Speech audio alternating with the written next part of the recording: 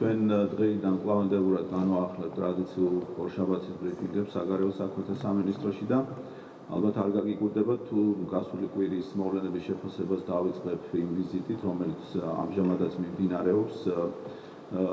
ვიზიტი დაიწყო ლატვიაში ოფიციალური პრემიერ-მინისტრის და დღეს გრძელდება ესტონეთში. ესტონეთში პრემიერ-მინისტრს ექნება მაღალი დონის ორმხრივი შეხვედრები ქვეყნის პრეზიდენტთან, პრემიერ-მინისტრთან, პარლამენტის თავმჯდომარესთან. პრემიერი გუშინ უკვე შეხვდა ესტონეთის საგარეო საქმეთა მინისტრს. საუბარი შეეხო ესტონეთსა და საქართველოს ორმხრივი ურთიერთობის საკითხებს და ასევე საქართველოს ევროატლანტიკური ინტეგრაციის ძირითად მიმართულებებს. ვიზიტის დროს ხელი მოეწერება საქართველოსა და ესტონეთს შორის ტურიზმის სფეროში თანამშრომლობის შეთანხმებას და საუბარი იქნება, რა თქმა უნდა, იმ გზაზე, რომელიც დარჩენილი გვაქვს ვილნიუსის სამიტამდე. წინა კვირაში 8 სექტემბერს პრემიერ-მინისტრს ჰქონდა დაიწყო შეხვედრები პრემიერ-მინისტრმა ლატვიაში ორმხრივი მაღალი დონის შეხვედრებით, როგორც ქვეყნის პრეზიდენტთან, ისევე პრემიერ-მინისტრთან, საგარეო საქმეთა მინისტრთან, პარლამენტის თავმჯდომარესთან, მაგრამ მნიშვნელოვანი იყო ლატვიის ვიზიტი იმ კონტექსტში, რომ საქართველოს დელეგაციამ მონაწილეობა მიიღო რიგის უსაფრთხოების კონფერენციაში. ეს არის ძალიან წარმომადგენლობითი კონფერენცია და იგი იმართება ვილნიუსის სამიტის წინ რამდენიმე თვით ადრე და ძალიან მნიშვნელოვანი იყო ქართული დელეგაციის მონაწილეობა ამ კონფერენციაში.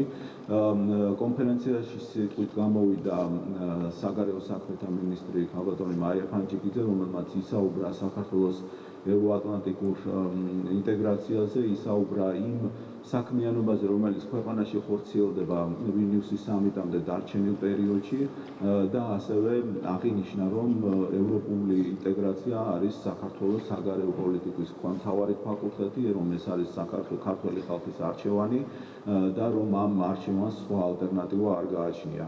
ვისაუბრეთ ასევე სავიზო ლიბერალიზაციის კუთხით განხორციელებულ პროგრესზე, რომელსაც ძალიან მაღალი შეფასება აქვს ევროკავშირის ხელმძღვანელობის მხრიდან. და ყველაზე მნიშვნელოვანი, რაც ამ ბალტიისპირეთში ამ ვიზიტს მოყვა შედეგად, გახდათ ის ინფორმაცია, რომელიც გაჟღერდა საქართველოს პრემიერ-მინისტრის და პოლონეთის საგარეო საქმეთა მინისტრს შიკორსკის შეხვედრის შემდეგ. პოლონეთის საგარეო საქმეთა მინისტრმა ძალიან სასიხარულო ინფორმაცია გვამცნო იმასთან დაკავშირებით, რომ რამდენიმე დღის წინ ვილნიუსში ევროკავშირის შეხვედრის შედეგად გადაწყდა, რომ საქართველოს მას შემდეგ, რაც მოხდება ვილნიუსში პარაფირება ევროკავშირთან ასოცირების შეთანხმების თავისუფალი და ყოვლისმომცველი თავისუფალი ვაჭრობის ჩათვლით, მოხდება ასევე მისი ხელმოწერა. ხელმოწერა მოხდება 2014 წლის შემოდგომამდე, ანუ იმ პერიოდამდე, როდესაც 2014 წელს ევროკავშირის ამჟამიდან კომისიას ეწურება ვადა და ეს არის ძალიან მნიშვნელოვანი, რომ სწორედ ამ კომისიის უფლებამოსილების ამოწურვამდე მოხდება ასევე ასოცირების შეთანხმების ხელმოწერა. რატომ მინდა ამას ხაზი გაუსვა? იმიტომ რომ ვიცით თქვენ ალბათ, რომ უკრაინა პარაფირების შემდეგ 2 წელიწადზე მეტია, რაც ელოდება ასოცირების ხელმოწერას და ის ფაქტი, რომ პარაფირებიდან სულ რამდენიმე თვეში მოხდება ასოცირების ხელშეკრულების ხელმოწერა, მიუთითებს თუ რაოდენ მნიშვნელოვანი არის ევროკავშირისთვის აღმოსავლეთ პარტნიორობის ქვეყნების, საქართველოს მათ შორის რაც შეიძლება სწრაფი ინტეგრაცია ევროკავშირში და ეს არის ძალიან მნიშვნელოვანი ნაბიჯი, რომელიც მე დარწმუნებული ვარ, რომ ძალიან მნიშვნელოვან შედეგებს მოუტანს ჩვენ ქვეყანას, როგორც პოლიტიკური, ისე ეკონომიკური თვალსაზრისით და ჩვენი ქვეყნის ევროპეიზაცია უკვე შეუღწევად ხასიათს შეიცავს. მინდა ასევე ორიოდე სიტყვა გითხრათ გასული კვირის მოვლენებიდან რამდენიმე ვიზიტზე, კერძოდ გაცნობებთ, რომ გაიმართა საგარეო საქმეთა მინისტრის მოადგილის დავით ჯალაღანიას ვიზიტი მარშალის კუნძულებზე, სადაც გაიმართა წყნარი ოკეანის კუნძულოვანი სახელმწიფოების 44 სამიტი. ის ფაქტი, რომ საქართველოს დელეგაცია ამგვარ ღონისძიებაში იღებს მონაწილეობს, მიუთითებს იმაზე, რომ ჩვენი საგარეო პოლიტიკა არის დივერსიფიცირებული და ჩვენ ურთიერთობა გვაქვს არა მარტო უახლოეს სამეზობლოსთან, ევროკავშირთან, ჩვენ სტრატეგიულ პარტნიორებთან, ამერიკის შეერთებულ შტატებთან, არამედ ისეთ ქვეყნებთან, როგორიც არის ოკეანეთის ქვეყნები და ჩვენთვის მნიშვნელოვანია, რომ გეოგრაფიულად ეს ჩვენგან შორს მყოფი რეგიონი იყოს სრულად ინფორმირებული ქვეყანაში მიმდინარე პროცესებით და სწორედ ამ მიზანს ემსახურებოდა ეს ვიზიტი. საქართველოს დელეგაციას ჰქონდა შეხვედრა როგორც ამ ფორუმის გენერალურ მდივანთან, ისე სხვა დელეგაციებთან და მათ მიეწოდათ ამომწურავი ინფორმაცია ქვეყანაში მიმდინარე პროცესებზე, ასევე იმ მდგომარეობაზე, რომელიც შექმნილი არის ოკუპირებულ ტერიტორიებზე და მნიშვნელოვანი არის, რომ ყველა ამ დელეგაციის მხრიდან იქნა ერთხმად მხარდაჭერილი საქართველოს სუვერენიტეტი და ტერიტორიული მთლიანობა. გასულ კვირაში გაიმართა გაეროს სტოლვითა უმაღლესი კომისარიატის ევროპული ბიუროს დირექტორის ვინსენტ კოშეტლის ვიზიტი საქართველოში. მე შევხვდი მას, ჩვენ გვქონდა საუბარი ოკუპირებულ ტერიტორიაზე მიმდინარე პროცესებზე, კერძოდ იმ მავთუხბართების საკითხი იყო ძალიან ფართოდ განხილული და ასევე იმ მდგომარეობაზე, კერძოდ თავისუფალი გადაადგილების კუთხით და იმ შეზღუდვებზე, რომელიც ექმნებათ ოკუპირებული საზღვრის ხაზის გასწვრივ მოსახლეობას. იყო სრული გაგება ჩვენ შორის და დაპირება, რომ გაეროს უმაღლესი კომისარიატი თავის ორქრივ ურთიერთობებში და ასევე თავის ფორმატში განსაკუთრებულ ყურადღებას დაუთმობს ამ პრობლემას. ეხლა კი მოგახსენებთ უკვე მიმდინარე კვირაში დაგეგმილი ვიზიტების შესახებ.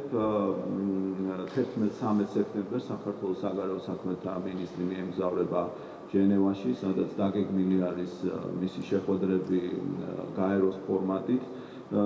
გამართავს შეხვედრებს ადამიანის უფლებათა დაცვის საკითხებში გაეროს უმაღლეს კომისარ პილაისთან, ასევე ტოლვითა საკითხებში უმაღლეს კომისარ გუტიერესთან, ადამიანის უფლებათა საბჭოს პრეზიდენტ ჰენსელთან, გაეროს ჟენერა შვეიცარიის საგარეო საქმეთა ფედერალურ მინისტრ ბუხალტერთან, ასევე პარლამენტის ზედა პალატის საგარეო საქმეთა მინისტრი სიტყვით გამოვა, ასევე ბერნში არსებულ სექტემბერს ორი ქვეყნის საგარეო საქმეთა მინისტრები ხელს მოაწერენ შეთანხმება საქართველოს და შვეიცარიის.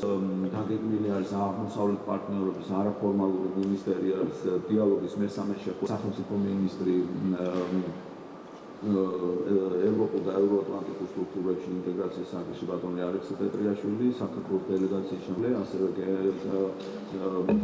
საგარეო ქმედებათა სამსახურის გენერალური მდივნის მოადგილე ჰელგა შმიდტი და კომისარი განათლების და კულტურის ატლანტიკურ და ევროპული ინტეგრაციის ძირითად მიმართულებებზე.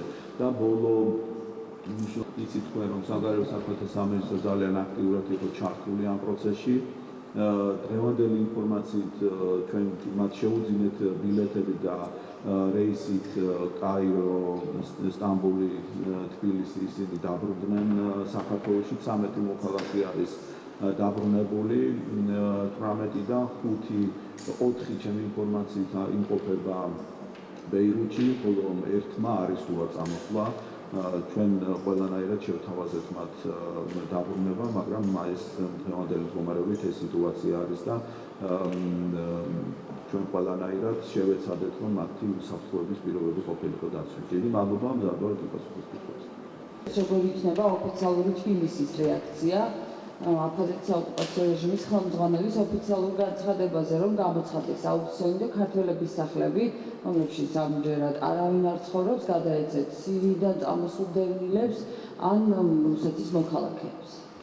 დიდი მადლობა. მინდა ვთქვა, რომ ტერიტორია არის ოკუპირებული, არ არის ცნობილი საერთაშორისო თანამეგობრობის მხრიდან, ამიტომ ნებისმიერი სახის გარიგება იქნება ეს ეკონომიკური გარიგება თუ სხვა სახის გარიგება არ არის იურიდიულად გამართლებული. აქედან გამომდინარე მე მინდა გავაფრთხილო ყველა ის მოქალაქე იქნება თუ კომპანია, რომელიც შეეცდება, რომ აფხაზეთის ტერიტორიაზე, ოკუპირებულ ტერიტორიაზე განახორციელოს ნებისმიერი სახის ეკონომიკური გარიგება, რომ ეს გარიგება იქნება პატრიოტ ცნობილი და მას არანაირი იურიდიული ძალა არ ექნება. და კიდევ ერთი შეკითხვა. მინდა გითხოთ მალაიზიაში დაკავებულ ქართულ ქალბატონებთან დაკავშირებით ექსტრადიციის პროცედურა რა ეტაპზე ამ ჟამადი მიმართეთ თუ არა მალაიზიურ მხარეს და რა მომავალი ექნებათ მათ 8 და 6 წლიან სასჯელს იხდიან. ჩემი ინფორმაციით მათ თუ არ ვწდები უმთავრდებად 2016 წელს ვადა ჩვენ ოჯახის წევრებს და ახლობლებს ვეხმარებით მათთან კომუნიკაციაში საკონსულო სამსახური მათთან მუდმივი კონტაქტში იმყოფება.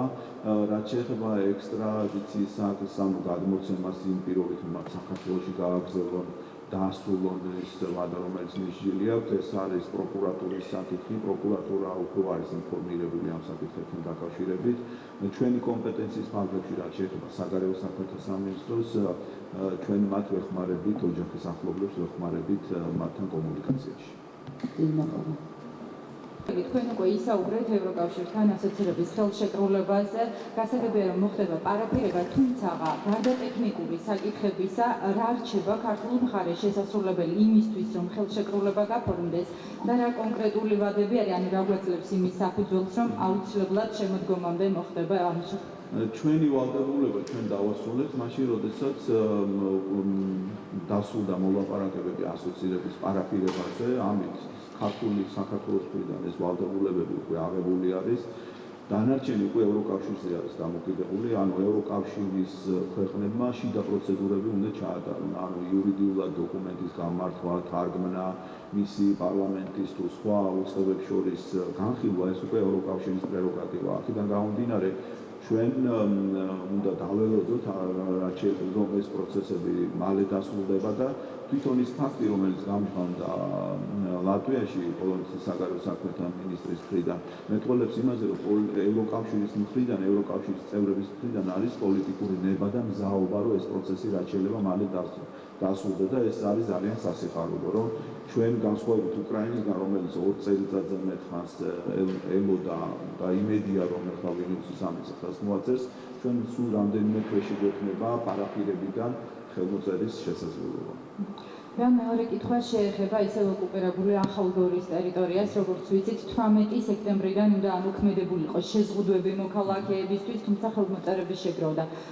გადაიწია თუ არა რეალურად ამ პროცედურამ, რა ვითარება არის იქ და რას აკეთებს საგარეო საქმეთა სამინისტრო? ჩვენ ყურადღებით აკვირდებით ამ პროცესებს, მას შემდეგ რაც ეს ინფორმაცია ჩვენთვის გახდა ცნობილი, ჯერ კიდევ ზაფხულის დასაწყისში თუ არ ვცდები, რამდენიმე თვის წინ ჩვენ კისიერად მიმართეთ თანათავმჯდომარეებს, ჟენევის თანათავმჯდომარეებს, მე პირადად მიწერე მათ წერილი იმასთან დაკავშირებით, რომ ცხინვალის მხრიდან იგეგმებოდა მსგავსი ნაბიჯი, რომელიც არის კიდევ ერთი დესტრუქციული ცდელობა, რომ გარკვეულება შეუქმნან ადამიანებს თავისუფალი გადაადგილების მხრივ და ეს არის ფუნდამენტური უფლება ადამიანთა თავისუფალი გადაადგილების მხრივ დარღვევა. სწორედ ამიტომ ჩვენი ქმედება მიმართული არის იქით, რომ რაც შეიძლება ინფორმირებული იყოს საერთაშორისო თანამეგობრობა და საერთაშორისო თანამეგობრობის მხრიდან მოხდეს ზემოქმედება იმასთან დაკავშირებით, რომ ადამიანებს არ შეეზღუდოთ თავისუფალი გადაადგილების უფლება. ჩვენ სხვა უწყებებთან ერთად, შინაგან საქმეთა სამინისტროსთან ერთად, რომელიც არის ჩართული ამ ინციდენტების პრევენციის მექანიზმში, ყურადღებით ვაკვირდებით მოვლენებს, დეტალებს, ანუ რა კონკრეტული შეზღუდვები ჯერჯერობით ცნობილი არ არის, იმიტომ რომ იქ ყოველთვის ცვლიან ისინი თავიანთ პირობებს, ამიტომ საბოლოო გადაწყვეტილება მათი საბოლოოდ რა წინაპირობები იქნება, ჯერჯერობით ცნობილი არ არის, თუმცა ჩვენი მხრივ საერთაშორისო თანამეგობრობა ყავს მუდმივად ინფორმირებული ამ საკითხზე. საქართველოში ქართულ-ამერიკულ ლაბორატორიაში ამიტომ გავრცელა ეს ინფორმაცია. ამერიკის ვეტერანთა კავშირზე დაყრდნობით საგარეო საქმეთა სამინისტროს პოზიციაზე. ეს სრული სისულელია და ამაზე კომენტარი წარვის. დღეს იქნება სწორედ იმ ლაბორატორიაში პრეზენტაცია, ჯანდაცვის სამინისტრო აწყობს ალბათ თქვენ იცით, ჩვენც ვიღებთ მონაწილეობას. ეს არის ძალიან უმაღლესი სტანდარტებით აშენებული ლაბორატორია და მისი ხელმძღვანელობა მზად არის, რომ ნებისმიერი ეს იმუშაობს ძალიან გამჭვირვალედ, ტრანსპარენტულად და მხოლოდ და მხოლოდ სამეცნიერო მიზნებისთვის არის ეს ლაბორატორია და არანაირი სხვა მიზნები ამ ლაბორატორიას არ გააჩნია. რაც შეეხება ეს ინფორმაცია, ეს სისულელია და ამის პასუხის გაცემას არის. გაზაფხულიან გაზაფხულზე ზაფხულში მოხდეს. ანუ შემოდგომა სექტემბერში მათ რადგან შემოდგომაზე ეწურება ვადა და სიკოსტი თქვა რომ ვადის დასის ფაზა. ჩვენ ველოდებით რომ მინიმუმში მაღალი